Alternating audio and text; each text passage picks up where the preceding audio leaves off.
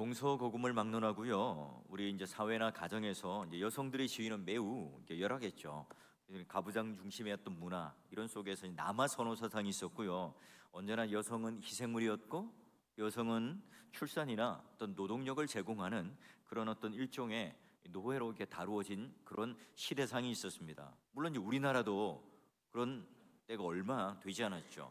근데 여러분 성경을 보면 과연 그럴까요? 성경은요 여성들의 이 두드러진 역할을 아주 잘 드러내고 있습니다. 여러분 창세기를 보면 아브라함과 그리고 더불어 아내였던 사레와 몸종이었던 하갈의 이야기를 아주 자세하게 다룹니다.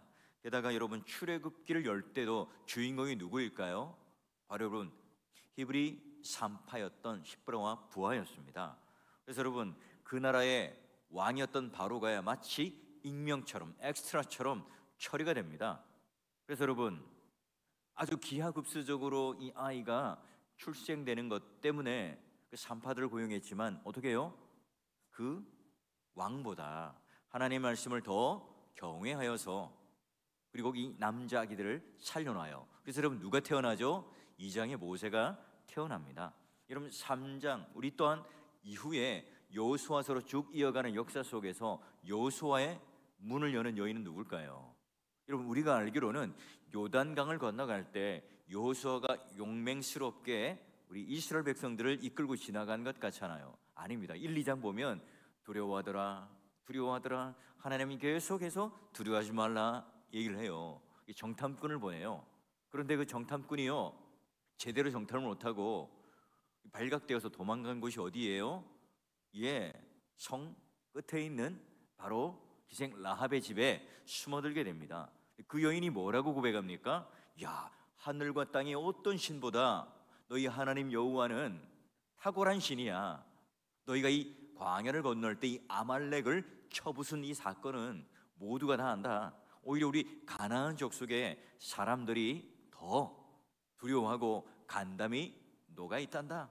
이 메시지를 그러니까 이 가나안 땅에는 탱크가 몇 대가 되고 전투기가 몇 대가 되고 지형지물은 이렇게 되니까 이런 군사적인 어떤 보고와 이런 거를 정탐해서 리포터를 만들어야 되는데 꼭 이제 숨어 있으니까 아무것도 못하고 이제 도망쳐 와요. 그리고 뭘 해요? 여호수아에게 똑같이 그 고백을 합니다. 그래서 여호수아가요 정신이 번쩍 듭니다. 그 여인이 했던 이방 여인이 했던 이 신앙 고백 따라 이제 여호수아서 역사가 이제 가나안 땅에 진군하는 요단강을 건너는 첫걸음을 떼게 되는 겁니다. 자, 그리고 여러분 사사 시대는요 남자 사사들만 있었던 게 아니에요. 드보라라고 하는 마치 이제 이 남성들은 아주 무능하고 겁이 많은 그런 존재라면 이 시스라를 막 쳐 죽이는 이 일에 이 드보라하는 아주 탁월한 여 선지자가 또 나타나기도 합니다. 여러분 사무엘서를 열 때는 또 누가 주인공이에요? 우리가 생각하기에는 사무엘이 언뜻 떠오르지만 사무엘의 엄마가 누구죠? 한나잖아요. 이 불임의 여성이었던. 그런데 영적으로 잠들어 있던 말하자면 하나님 말씀을 제대로 듣지 못하는 엘리 제사장이 있었지만 그 제사장은요 하나님 말씀을 듣지 못해요. 껍데기예요. 형식적이에요. 그냥 겉으로만 제사장 역할을 하고 있을 뿐이에요. 이때 그 하나님 앞에 내놓는 통렬한 그 마음을 가지고 쏟아놓는 기도를 할 때 누가요? 하나님과 마음이 통해요. 나는 이 세대를 바라보면서 내 말을 제대로 듣고 그 말을 전할 그 선지자가 없어서 깜깜하구나. 여인은 뭐예요? 아이고 하나님 저런 일이 박복한 여인이라서요 이 분인 나는 애도 순풍순풍 쑥쑥 잘났는데 나는 뭡니까? 남편이 아무리 나에게 다이아 반지를 사주고 명품 옷을 사줘도 그게 무슨 저에게 만족이 되겠어요? 저는요 아들이 없어요. 이게 통하죠. 그래서 누굴 낳습니까? 사무엘을 낳아요. 그리고 그 사무엘이 하나님께 드림받아서 마지막 사사요 또한 첫 선지자로서 이스라엘 왕을 기름 부음 주는 그런 역할들을 하게 되고요. 또한 그 하나님 말씀이 들리지 않아서 깜깜한 영적인 어둠과 암흑의 세계를 살았던 그때의 하나님 말씀, 서리빨과 같은 그 하나님 말씀을 전하게 되는 역할을 하게 되죠. 그리고 여러분, 또 바사 제국 아래 이스라엘 백성들이 포로로 끌려갔을 때 유명한 왕후 여인이 있잖아요. 누구죠? 에스더. 그가요, 미모로 또한 매력적인 그의 모습을 통해서 수많은 경쟁자들을 물리치고 왕후가 됩니다. 그런데요, 그녀는 안주할 수 있죠.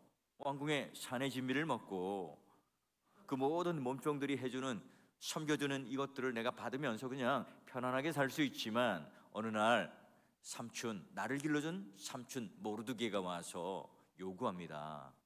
우리 민족이 다 죽게 되었으니 네가 가서 이제 구해야 되지 않겠니? 이때를 위함이 아니냐.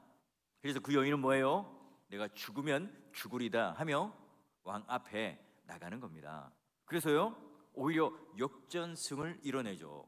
하만이라는 자가 유대인들을 죽이기 위해서 달아놓았던 모든 그 사형틀에 오히려 자신이 죽게 되는 그 역전의 현상이 일어납니다. 여러분, 신약에 가보면 또 어때요? 누가복음의 1장, 난임으로 겪던 이 엘리세벳이요, 천사가 나타나서 야, 너 아들을 낳을 거야. 그 아들의 이름이 누굽니까? 세례 요한. 그리고 여러분, 동정녀 마리아가 바로 예수 그리스도를 성령으로 잉태하고 낳게 되는 놀라운 믿음의 주인공이 됩니다. 그리고 이제 2장에 가면 어때요? 자, 이 선지자 중에 안나라고 하는 여인이요, 성전에 찾아옵니다. 예수를 발견하죠. 그리고 그가 온 인류를 구원할 자라 선포합니다. 여러분, 그 외에도 4장에 가보면 베드로의 장모가요, 열병에 걸려서 누워 있습니다. 첫 번째 신방을 받은 대상자가 누굽니까? 바로 예수님께로부터 신방을 받고요, 열병을 낳아요. 열병을 낳고 뭐 하죠? 병 나왔어요. 이걸로 끝나는 게 아니라 예수님과 그 제자들에게 수종들더라 섬기는 일까지 하게 됩니다. 그리고 여러분, 7장에 가보면 예수님 앞에 와요. 그리고 살려냄을 받는데 그 나인성 과부의 이야기도 있고요, 또 예수님 발 앞에 그 향유를 쏟아붓고요, 그 죄 많던 여자의 이야기도 있습니다. 여러분, 오늘 본문에도요, 제자들이 등장하고 또 여인들이 등장하죠. 자, 그러면 누가복음요, 마지막 사건의 종결도 십자가 사건이잖아요. 그때 끝까지 의리를 지키고 흰의를 가지고 그 자리에 있었던 사람들은 누굴까요? 남자요? 제자들요? 다 도망갑니다. 베드로요? 호기롭잖아요. 그런데 어떻게 해요? 그 계집종 하나가 대제사장 쪽에 있었던 그 소녀가 와서 야, 너 예수와 함께 있던 자네? 아니야 거짓말하고 냅다 도망을 가버립니다. 그렇죠? 여러분, 끝까지 있었던 그 눈물 젖은 수건을 붙들고 그 십자가 아래 함께 있었던 분들은 다 여자들이었습니다. 예수님과 마지막까지 함께 했죠. 그리고 여러분, 부활의 순간 처음 만난 또한 대상이 누굽니까? 제자들도 아니고 남자들도 아니에요. 여러분, 여자들이 가슴을 치며 예수를 뒤따랐고 또 마지막 순간까지 함께 했지만 부활의 순간에 처음 만나게 되는 여인들도요, 바로 이 비중 있는 그런 자들이 아니라 그 예수님을 따랐던 아주 평범한 여인들이었던 거예요. 여러분, 이 교회 오면 여자가 많아요? 남자가 많아요? 여자가 많죠. 여러분, 오늘 이 땅을 살아가면서 예수님께서 지금 이 여인들, 여성들이라고 하는 사회적 편견 속에 우리는 다른 시선으로 또는 다른 평가를 하지만, 하나님께서는 철저하게 하나님 나라에 오히려 구약과 이 신약을 열어가는데 여인들이요, 그 단추를 열고 또한 꿰는 그 일의 주인공이었다는 사실이에요. 그래서 남자들이 주도적인 역할을 하지만, 그러나 그 남자를 움직이는 가장 중요한 이 주인공은 바로 여인들이었다는 겁니다. 자, 그러면 여러분, 오늘 우리가 이제 이 제자들과 여인들을 보면서 두 가지의 이 기도 제목을 함께 나누고 적용할 텐데요. 여러분, 오늘 설교의 제목이 뭐냐면 두루 다니시며 함께하여 라고 제가 제목을 붙여봤어요. 여러분, 한번 따라해 볼까요? 두루 다니시며 함께하여. 예, 혹시 이제 저녁을 안 드신 분은 두루 다니신다, 뭐 두루치기 이런 게 또 연관될 수도 있을 거예요. 예, 여러분 오늘 본문에 가장 먼저 띄는 두 단어가 뭐냐? 목사인 저의 눈에는요, 하나님 나라와 복음이에요. 제 눈에는 그렇게 띄었어요. 근데 막상 오늘 삼여전도회가 특송을 한다.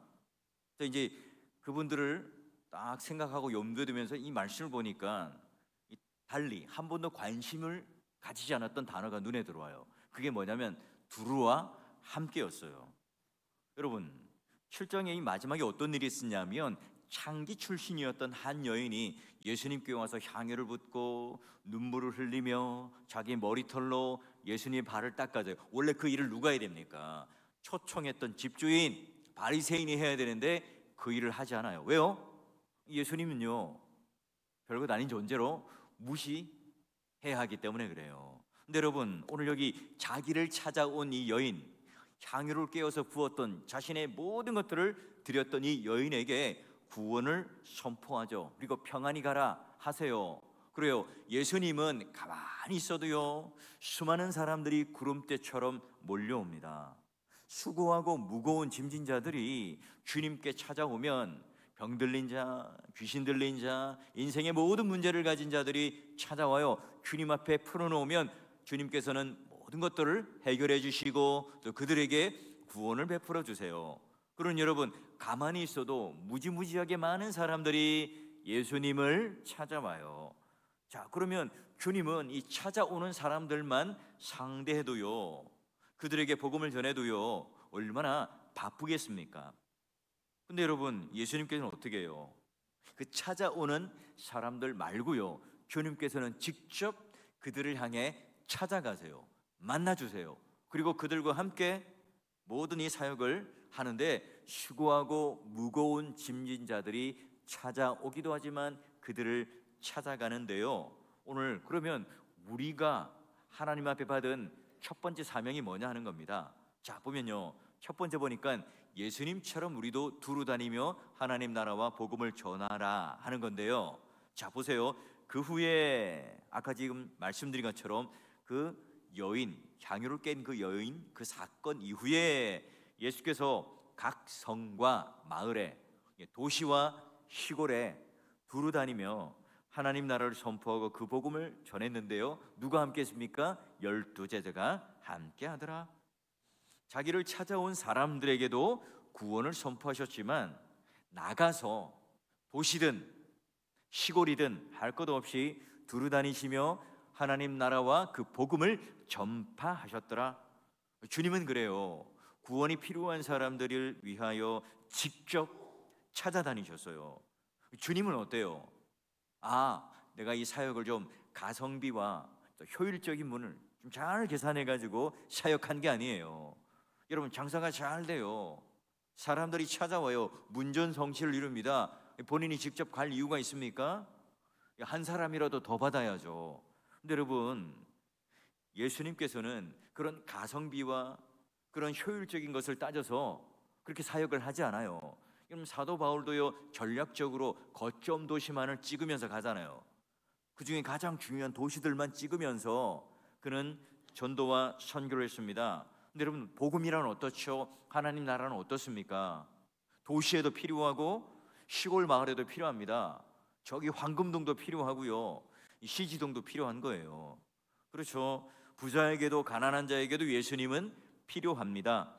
지식이 많은 사람, 똑똑한 사람에게도 지식이 없는 사람에게도 똑같이 예수님은 필요해요.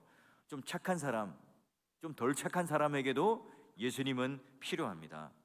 나하고 친한 사람일 뿐만 아니라 나랑 좀 관계가 좋지 않아도 그분에게는 예수님이 필요합니다. 예수님은 극우에도 그리고 극좌에게도 두루 필요한 분이세요. 여러분, 예수님께서는 모든 사람들을 위하여 구세주가 되시고 한 영혼 한 영혼을 귀하게 여기시며 그들을 직접 찾아가 주시고 그들을 구원하시기 원해요. 근데 여러분, 이게 지금부터가 아니라 이미 누가복음 4장에 보면요, 이미 하나님 나라를 전파하고 또한 이를 위해 보내심을 받았고 각 성과 각 마을에 두루 돌아다니셨어요. 이때는 뭐예요? 주님 홀로 말씀을 전하러 다니셨는데 8장부터는 뭐가 달라져요? 제자들과 함께 이런 일을 감당해요. 여러분, 제자들이 언제 선발되죠? 누가복음 6장이에요. 그때까지만 해도 이 공식적인 활동에는 예수님 혼자만 다니셨어요. 그런데 지금 이 8장 이후로는요, 이 제자들도 함께 예수님과 함께 어떻게 해요? 두루 마을과 성을 돌아다니면서 하나님 복음을 전하고 그리고 하나님 나라를 전하더라. 이때 여러분, 예수님께서는 어떻게 해요? 제자들에게 능력을 줘요. 그리고 권능과 위임을 해주십니다. 그리고 제자들도 가서 귀신을 제어하고 병을 고치고 또한 사람들의 영혼을 회복시키는 그 일을 감당하게 되죠. 여러분, 예수님을 대신하여서 이 제자들이 함께 사역을 했다면 이 시대에 남겨진 우리들에게 주어진 사명이 뭘까요? 저와 여러분과 같은 하나님 자녀 신자의 본분이 뭘까요? 그래요, 복음과 이 하나님의 나라를 정확하게 전달하는 것, 함께하는 게 바로 오늘 우리의 사명이겠죠. 여러분, 우리가 이 교회가 하나님 나라와 복음을 전하는 일을 등한시해요. 다른 걸 붙잡아요. 그러면 결국 자기 왕국을 건설합니다. 교회는 언제나 그 말씀의 권위에서 떠나버리면 사람의 지도력이나 사람의 지위가, 여러분, 이 교회나 말씀보다 더 권위가 있으면 어떻게 됩니까? 타락합니다. 여러분, 절대적인 선지자가 어디 있어요? 계시는요 성경으로 완성되었습니다. 사도는 더 이상 없어요. 여러분, 그런 직통 계시가 다시는 없단 말이에요.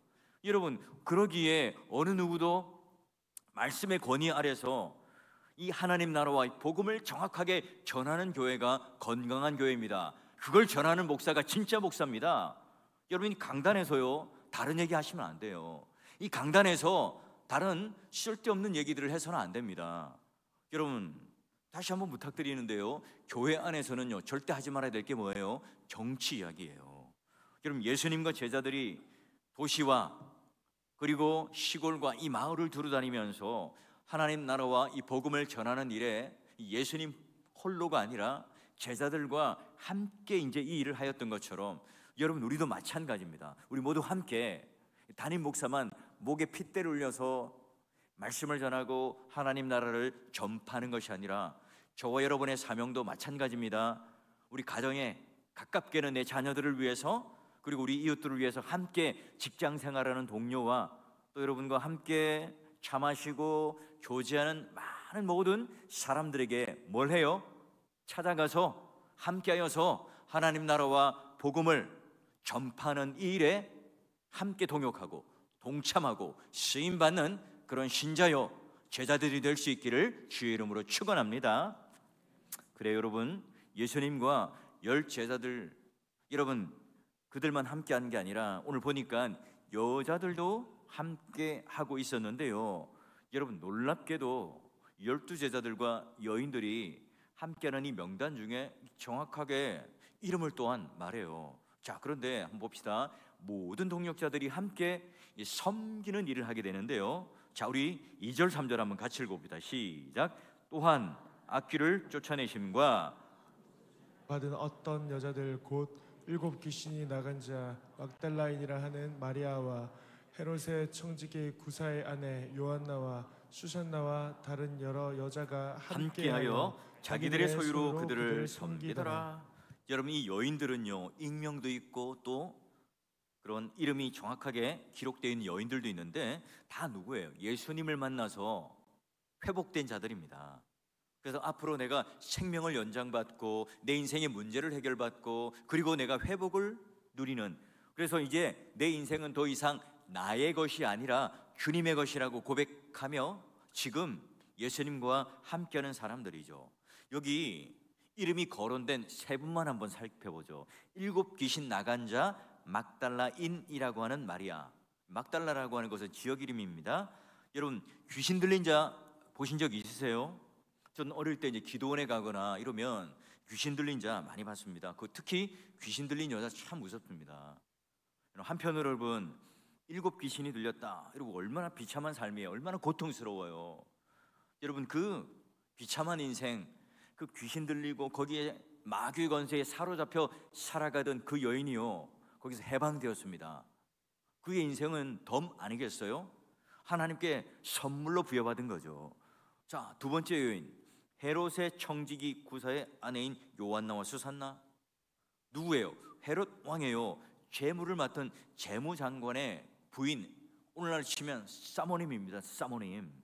예, 여러분, 7 귀신 들렸던 이 여인은 아주 비천한 여인 아니었겠어요? 그 인간 취급도 못 받았습니다. 그런데 여러분, 여기 요한나 수산나는 최고위직 공무원의 아내 사모님이라고요. 여러분, 여기에 대통령의 부인이 같이 여러분 함께 앉아 있다고 생각해 보세요. 그리고 아주 저기 비천한 여인이 함께 있다고 생각해 보세요. 여러분, 이게 가능한 일입니까? 왜 가능하죠? 예수 그리스도 안에 함께 있었기 때문에 가능한 일이에요. 여러분, 예수님께 뭐예요? 내가 구원을 받았어요. 회복을 받았습니까? 그러니 이제 지금부터 그 예수님과 그 함께 모여 있기 때문에 예수님을 섬기려고, 예수님과 동역하려고 모여 있기 때문에 서로가 다르지만 하나됨을 지킬 수가 있는 거죠. 우리 모두는 다 그래요. 여러분, 바로 이와 같이 연약한 그런 여인들이었지만 예수 그리스도와 함께 계세요. 여러분, 담임 목사는 슈퍼맨이 아니잖아요. 요즘 교역자들도 마찬가지입니다. 여러분들의 조력이 아주 절실히 필요한 자들이에요. 여러분, 다른 여자들, 많은 익명의 여자들이 함께 있었습니다. 근데 여러분 한번 생각해 보세요. 여러분, 어떤 커뮤니티를 보니까 여자들의 적은 여자다 이렇게 표현하더라고요. 여러분, 세상에 함께 있기가 어려운 여자들 아닙니까? 그리고 제자들과 여자들, 여자들과 또 여자들, 제자들끼리도 마찬가지예요. 여러분, 제자들 출신과 배경이 다 다릅니다. 갈릴리 출신의 어부들 막 몸에 비린내가 막 풀풀 나요. 어떤 사람은 가슴팍에다 칼을 꽂고 다니는 열심당원도 있었어요. 게다가 돈 냄새가 진동하는 세리마태도 있었단 말이에요. 게다가 예수님을 배반하는 그 마음속에 반역의 마음을 품고 물질을 더 소중히 여겼던 유다도 있었단 말입니다. 여러분, 이들이 다 MBTI도 다 다릅니다. 출신도 달라요. 성향도 다릅니다. 기질도 달라요. 이들이 어떻게 하나가 될 수 있죠? 이들 물과 기름 다 상극 아닙니까? 여러분, 열심당원은요, 이런 매국노나 그 로마의 정부 요인들을 암살하는 사람입니다. 근데 여기 같이 있었던 세리마태는 그러면 죽어야 되는 존재거든요. 근데 같이 있어요. 여러분, 한번 옆에 사람들 한번 잠시 한번 둘러보세요. 다 똑같아요? 예. 그렇다고 진짜 너무 노골적으로 보지는 마시고요. 내가 세상에 함께, 여러분, 이 교회가 아니라 세상에서 만났다면 어때요? 잘 어울리고 함께 할 수 있을까요? 여러분, 교회에서 만난 사람들이니까 어때요? 학벌도 다르고 교육 수준도 다르고 물질 가진 것도 다르고 옷 입는 방식도 다르고 뭐 어떤 삶의 스타일도 다르잖아요. 그런데 여러분, 신기한 게 뭐예요? 내가 주인공이 되려면, 세상은 그렇잖아요. 내가 중심이 되어야 되고 내가 주인공이 되어야 하니까 서로가 하나가 될 수가 없어요. 누군가는 죽어야 돼요. 누군가는 내가 거기 승기를 잡고 이겨야만 가능하잖아요. 근데 여러분, 교회는 달라요. 내가 주인이 아니라 예수님이 오늘 우리의 주인이 되고 그분과 함께 있기 때문에 어떻게 해요? 우리는 하나가 될 수 있어요. 여러분, 그 당시에 지금 세 여인, 수많은 이 여인들이 오늘 있었지만 그들이 함께 할 수 없음에도 불구하고 함께 할 수 있었던 비결은 뭐예요? 예수님과 함께 하니까 가능하죠. 함께 있을 수 있는 공동체가 되었습니다. 여러분, 저와 여러분 어떻습니까? 또 우리가 좀 다름을 인정하자고요. 서로가 다양성을 좀 인정하자고요. 서로의 기질과 성격과 시선과 가치관이 좀 다르다는 사실을 좀 우리가 인정하고요. 건강한 공동체가 될 수 있으려면 오늘 예수 그리스도와 함께하고 예수 그리스도와 그 시선을 맞출 때 좀 서로 다르지만 우리는 함께할 수 있다는 사실을 믿고요. 그로 인하여 건강한 공동체, 함께하는 공동체, 또한 함께 웃고 웃을 수 있는 그런 건강하고 매력적인 공동체가 될 수 있기를 주의 이름으로 축원합니다. 특별히 여러분, 여인들이 무엇을 가지고 섬겼는가? 오늘 하나님 나라를, 또한 하나님 사역을 하는 자의 공통적인 특징이 뭐냐? 자기들의 소유로 그들을 섬기더라. 자기가 가지고 있는 이 재산을 처분하여서 예수를 섬겨요. 제자들을 섬기고 있습니다. 여러분 로마서 15장에도 보니까 바울이 내가 성도를 섬기는 일로 예루살렘에 갔는데 마게도냐에서 한 일들, 그게 뭐예요? 연보. 여러분 바울이 섬겼다는 건 뭡니까? 성도들이 이 어려운 사람을 위하여 드리는 이 연보를 통해서 물질로 섬겼다는 거예요. 세상에 이런 공동체가 있습니까? 여러분 예루살렘이요 더 도시고 부자예요. 근데 마게도냐라고 하는 이쪽에 여러분 더 가난하지만 그들이 십시일반해서 연보를 해서 야 예루살렘에 흉년이 들었으니 바울 우리가 모은 이 연보를 가지고 가서 주세요. 여러분 이런 게 여러분 공동체가 어디 있어요? 예수님께서는 물질에 대해서 굉장히 많이 말씀하셨는데 부자 청년 이야기 아시잖아요. 나름대로 내가 부자 청년입니다. 잘 나가요. 율법도 잘 지켰고 또 내가 행복한 사람이고 만족하고 물질도 많으니까 나는 영생을 받았고 천국 갔다는 그런 머리에 확신이 있지만 마음에 그런 확신이 없어요. 자, 예수님을 만나죠. 너 10계명 다 지켰어요? 예, 저는 다 지켰습니다. 근데 너 이웃 사랑하냐? 하나님 사랑하냐? 예, 그런데요 예수님이 뭐라고 말해요? 네가 가지고 있는 이 재물을 다 팔아서 가난한 자들을 나누어 주고 뭐래요? 나를 따르라. 이 말은 뭐예요? 너 거지가 되라, 너 파산해라, 이 말이 아니잖아요. 너 물질을 사랑하니? 아니면 하나님을 사랑하느냐? 이걸 선택하라는 건데 청년은 뭐예요? 근심하고 떠났더라. 여러분 한국 교회의 폐단이 뭘까요?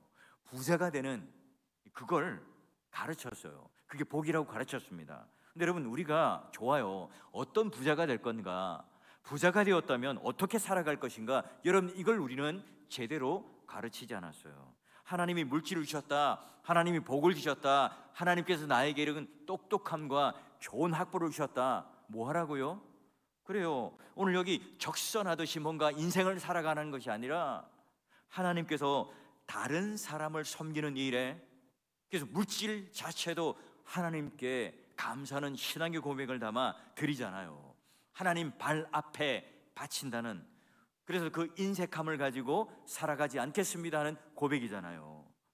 어떤 목사님의 그 일화를 하나 소개하죠. 그 목사님이 어느 부흥회를 갔어요. 서울에 있는 그 중심가예요. 다운타운가인데 이런 얘기를 합니다. 우리 교회 장로님이 있는데요, 함께 막 식사를 하면서 저 빌딩의 주인이 98억의 그런 부자입니다. 근데 그 주인이요, 그 장로들 중에 한 분이겠죠. 그 자판기 100원짜리 커피를 한 번도 산 적이 없습니다. 왜인 줄 압니까? 당신의 꿈이 100억 모으는 것, 그것 때문에 그래요. 여러분 98억의 재산가지만 그분은 거지예요. 이 말을 하면서 그 잔상이 계속 남았다고 그럽니다. 여러분 우리가 하나님을 사랑하는 만큼 우리는 뭐해요? 손과 발을 움직여서 물질로 섬길 수 있고 또한 봉사할 수 있는 게 바로 하나님과 함께하는 귀한 일이라는 거예요. 어떻습니까 여러분? 여러분 헌금 내는 게 쉬워요? 쉽지 않죠. 헌금 내는 게 여러분 자원하여 기쁜 마음으로 내세요. 여러분 부부가 따로 돈을 버는데 각각의 여러분 11조 드리는 거 쉽습니까? 목사님 제가 설날에 세뱃돈 받았는데 어떻게 합니까? 그걸 왜 저한테 묻죠? 절기연금은 얼마쯤 하면 되죠? 여러분 인색하게 하시면 안 돼요. 감사헌금 얼마나 해야 됩니까? 왜 저한테 묻습니까? 내가 받은 이 구원의 은혜만큼 하시면 되죠. 여러분 돈을 사랑함이 일만하게 뿌리라, 이 말은 거지가 되라는 말이 아닙니다. 하나님을 사랑하는 말이죠. 하나님을 제일로 여기며 살아가는 말이죠. 돈의 할례를 받았는가? 진짜 부자인가를 우리들에게 묻고 있습니다. 하나님은 아세요. 우리 인간을 창조했잖아요. 우리가 얼마나 물질에 약한지, 물질이 얼마나 우리가 넘어지기 쉬운지, 그래서 뭘 만들어 주셨어요? 11조를 만들어 주신 거예요. 목사님 그럼 돈 없으면 못 섬기는 겁니까? 아니죠. 자기들이 가진 소유대로, 이 말의 의미는 뭐예요? 물질만 말하는 게 아닙니다. 여러분, 물질이 있다면 물질로 섬기시고요. 남들보다 시간이 있다면 시간으로 섬기는 거고요. 남들보다 좀 몸이 건강하면 몸으로 우리는 섬기게 되겠죠. 여러분, 예수님이 과연 하나님의 아들이심을 믿으십니까? 여러분, 그렇다면 우리는 어때요? 예수님과 함께 했던 제자들, 예수님과 함께 했던 여자들, 그들의 조력, 그들이 함께하는 도움, 이게 과연 필요할까요? 없어도 되잖아요. 그럼에도 불구하고 함께 하셨고 또한 동역을 하셨어요. 여러분, 마찬가지입니다. 예수님과 함께 하시고, 여러분, 예수님이 걸어가신 그 방식대로 우리가 걸어갈 때 여인들처럼 하나님 나라와 복음이 무엇인지를 선명하게 보여줄 수 있고요. 다음 세대와 그리고 세상 가운데 증거하는 복된 이런 백성이 될 수가 있습니다. 초대교회 때 장로들을 세우고 집사님들을 세운 게 왜 세웠죠? 교회가 부흥하다 보니까 갈등이 막 일어난 거예요. 너무 은혜로워서 그런 시스테믹하고 조직화된 게 아니에요. 그 문제를 해결하기 위해서 선물로 주신 게 직분이잖아요. 우리 교회를 한번 둘러보십시오. 하나님께서 저와 여러분의 눈을 통해서 혹시 교회 지도자들에게 필요한 연약한 부분들이 보인다면 그분들을 함께 도와주는 충성된 사역자가 되셔서 그 사역을 섬기는 주인공의 역할을 할 때 주님 오시는 그날까지 잘 감당하셔서 하나님께서 주시는 여기 이 세상이 주는 이 아카데미상보다 더 훌륭한 생명의 면류관, 의의 면류관이 이 저와 여러분 가운데 다 받아 누리며 복된 그런 믿음의 부자가 될 수 있는 그런 신자가 되시기를 주의 이름으로 축원합니다.